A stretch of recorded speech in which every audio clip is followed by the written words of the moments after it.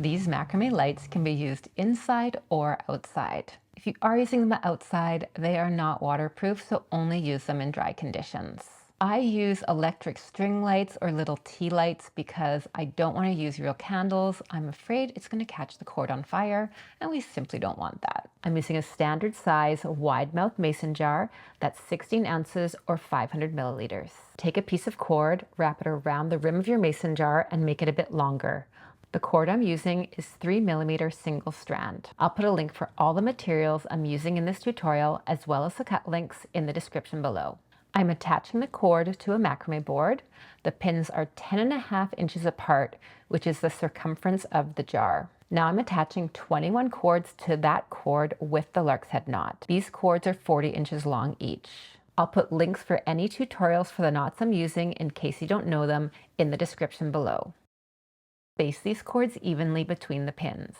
Then I repin the cord so it's straight again.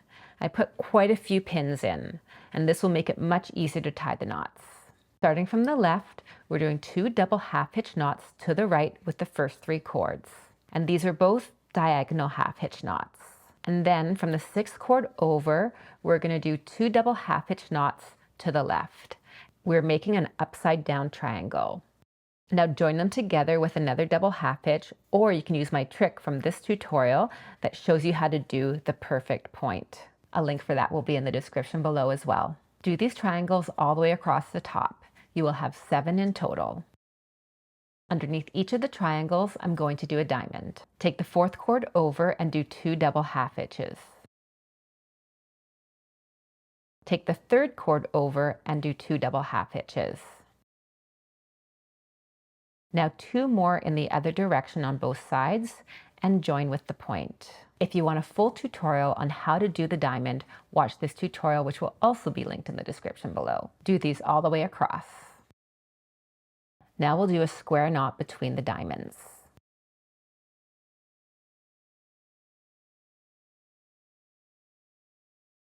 With the 2 left cords of that square knot and the 1 cord over, do a square knot with only 3 cords. And now do the same thing on the other side. Finish the bottom with another normal square knot using 4 cords. Do the same pattern all the way across the top. You should have 6 in total. I'm removing the piece from the macrame board.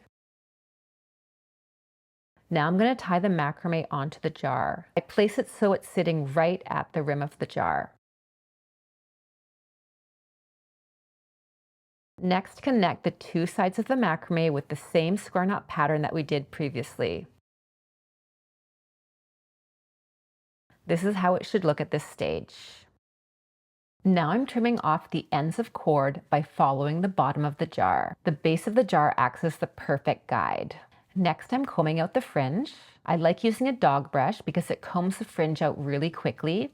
And then I also go in using a comb to get in those tighter areas that are close to the knots. To hang the jar, I'm using 2 48-inch lengths of cord. Fold the first cord in half, take the second cord, also fold it in half, and place it on the first cord. Pull the ends of the bottom cord up through the loop on the left side, and then the ends of the top cord down through the loop on the right side.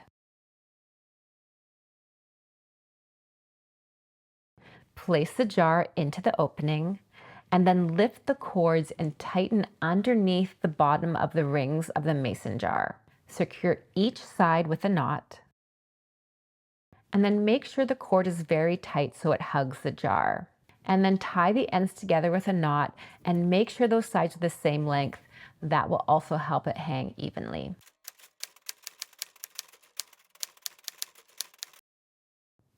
And then place the macrame over top of the jar so it's right at the top of the rim. Now I comb the fringe again and trim the edges if needed. If you want to do another light project, watch this tutorial next where I show you how to do a macrame light cord. Bye.